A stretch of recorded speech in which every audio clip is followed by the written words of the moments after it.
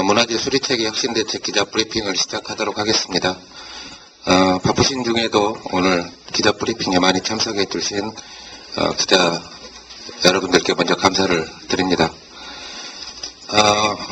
오늘 진행 순서를 간단히 말씀을 드리겠습니다. 먼저 이 자리에 참석한 문화재청 간부 소개를 간단히 하고요. 그 다음에 나선아 문화재청장님의 인사 말씀, 그리고 혁신대책에 대한 브리핑, 질의응답 순으로 진행을 하도록 하겠습니다. 네, 먼저 이 자리에 참석한 문화재청 간부를 간단하게 소개해 드리도록 하겠습니다. 나선아 문화재청장님 참석하셨습니다.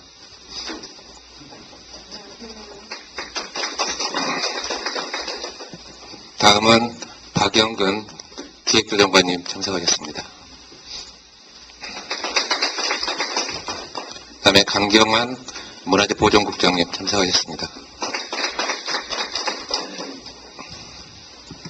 예, 그러면 지금부터 강경환 문화재보존국장께서 문화재 수리체계 혁신, 죄송합니다. 청장님 인사 말씀 먼저 해야 되는데요. 예, 청장님 인사 말씀 해주시겠습니다. 죄송합니다. 예.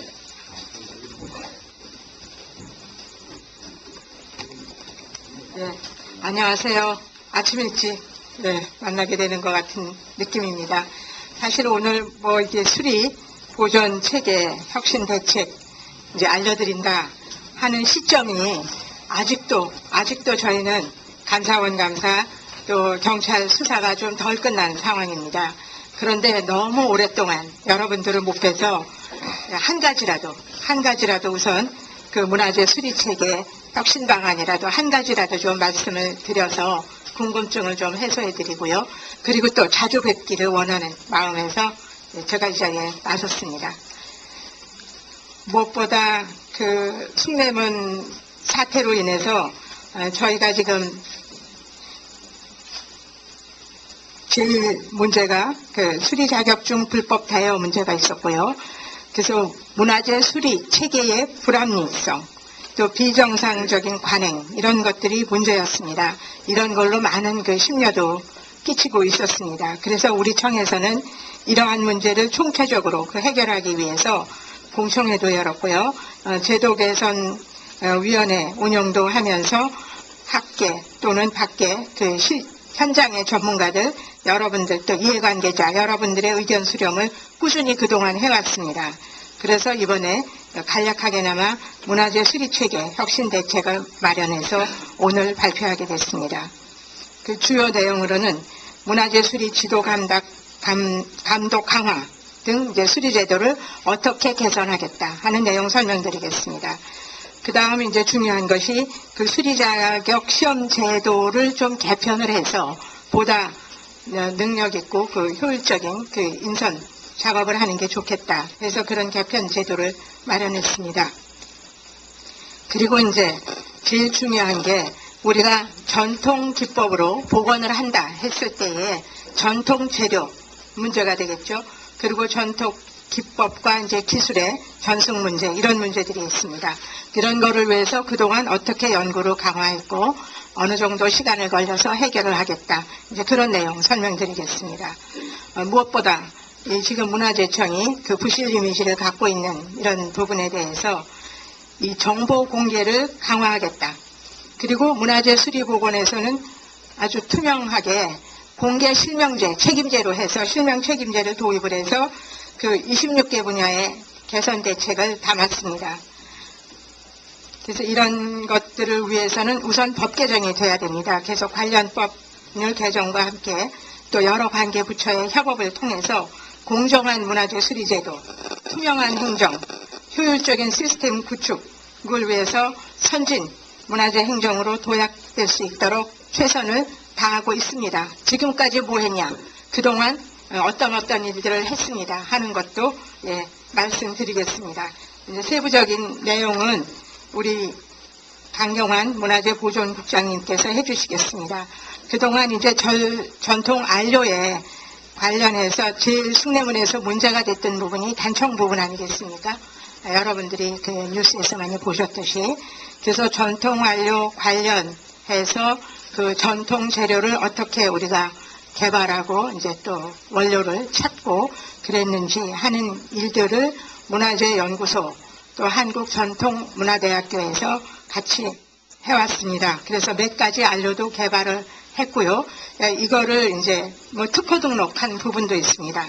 그래서 이를 생산해서 이제 단청에 이제 사용할 계획으로 있는데 시험까지 또 완전히 그 접착 자료의 개발까지는 많은 시간이 필요합니다. 대체로 3년에서 5년 정도 지금 계획을 잡고 있습니다. 가능한 한 빨리 이걸 완료로 해서 시행할 수 있도록 하는 노력도 있었다 하는 것을 말씀드리겠습니다.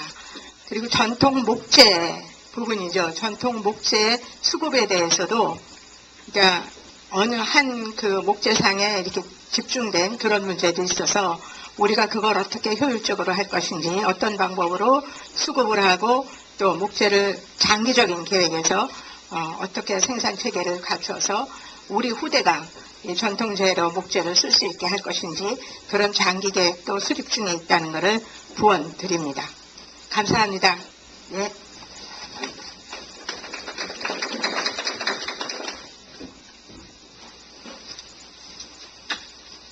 네, 다음은 강경화 문화재보존국장께서 문화재 수리체계 혁신 대책에 대해서 말씀을 드리도록 하겠습니다.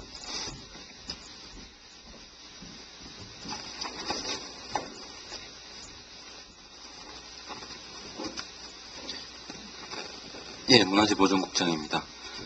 문화재 수리체계 혁신 대책에 대해서 브리핑을 하겠습니다. 세부적인 내용은 제가 배부해드린 혁신 대책에 대한 본 자료를 참고하시면 될 것 같고요. 제 브리핑은 일단 보도 자료를 중심으로 간략히 설명을 드리도록 하겠습니다. 청장님께서도 말씀하셨습니다만 이 혁신 대책을 만드는 과정에서 제도 개선위원회, 그다음에 공청회, 그다음에 수리협회 등 이해관계자의 의견을 수렴해서 저희 계획을 만들었습니다. 물론 앞으로도 이 계획을 좀 더 구체화하고 또 품질을 높이기 위해서 여러 이해관계자라든지 전문가의 의견을 충분히 더 수렴해 나가는 과정을 거치도록 하겠습니다. 이번 혁신 대책은 현실에 부합되지 못한 수리기술 제도, 그리고 이제 고질적인 자격증 대여, 그다음에 전통 기법과 재료의 단절 등의 문제점과 실태를 분석하고 이를 개선하기 위해서 25개 과제를 저희가 선정을 했습니다.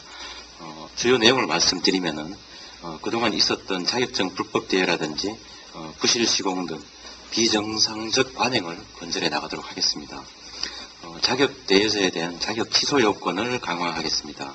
그동안 그 자격 대여했을 경우에는 3차에 자격 대여했을 경우에 취소를 했습니다만 이것을 강화해서 국가기술자격법의 자격 취소 요건 이상으로 2번 만에 취소할 수 있도록 그렇게 강화를 하고요. 그다음 부실 공사를 한 수리 업체에 대해서도 기존에는 3차 위반했을 때는 6개월 자격 정지만 했던 것을 취소할 수 있는 그런 규정까지 만들도록 그렇게 하겠습니다. 또 행정처분 기준이 그동안에는 자격 정지 아니면 취소 두 가지였습니다. 그래서 경미한 사항들에 대해서는 어떤 부실에 대한 어떤 것들에 대한 어떤 제재 여부가 할 수 없던 부분들이 있어서 어떤 경미한 이런 부분들에 대해서도 벌점제를 도입해서 일정한 벌점이 쌓여서 달성이 되면은 거기에 대해서는 입찰 자격 금지라든지 제재할 수 있는 부실 벌점제도 함께 도입해서 불법과 부실의 어떤 관행적 행태가 근절될 수 있는 방안을 찾도록 하겠습니다.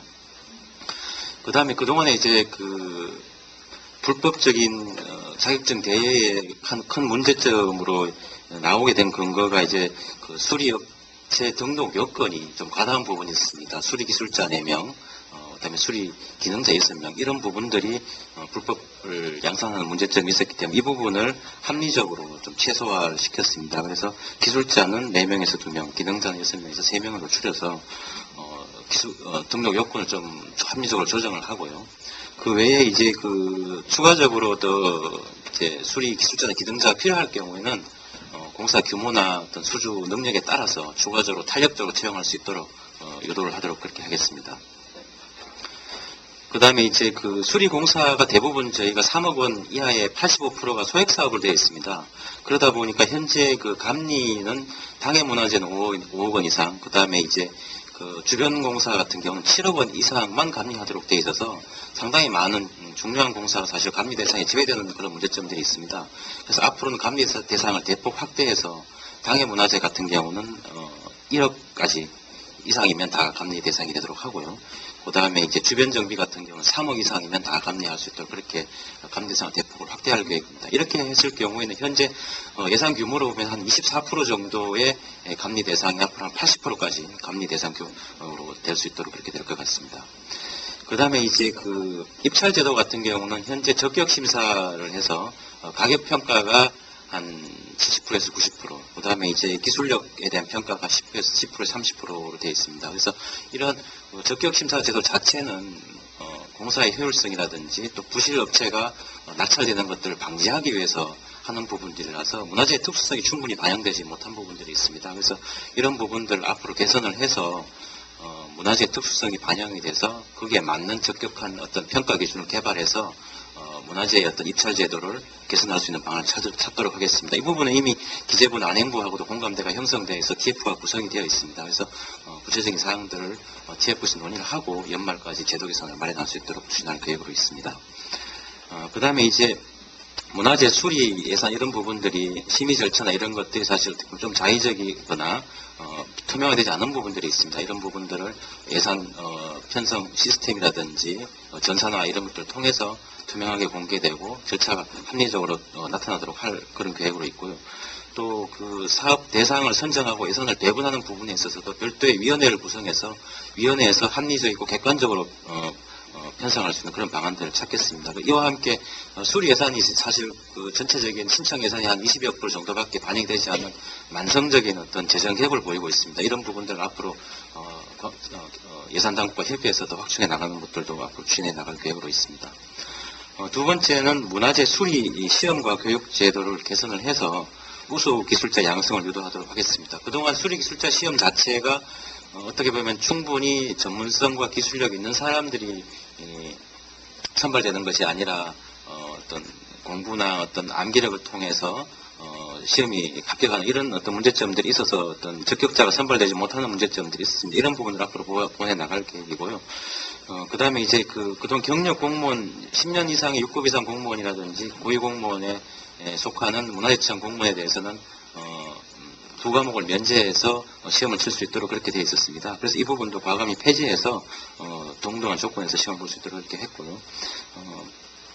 앞에서 말씀드렸던 그 기술자 자격 시험도 이론 중심의 어떤 그런 시험이 아니라 실기가 더 보강되고 면접 과정에 있어서도 실기와 또 실무 능력이 평가될 수 있는 그런 방식으로 개선해 나가도록 그렇게 하겠습니다. 그리고 이를 위한 교육도 현재 그 업체에 소속된 사람들만 32시간 정도 이렇게 교육을 받도록 되어 있습니다만 앞으로는 합격한 이후에 최종적으로 그 업계에 배치되기 전까지 한 20시간 동안 직업교육이라든지 윤리교육 이런 것들을 통해서 수리기술자들이 어떤 소양이라든지 전문성 이런 것들을 충분히 보완해서 업체에 나갈 수 있도록 그렇게 유도를 하도록 그렇게 하겠습니다.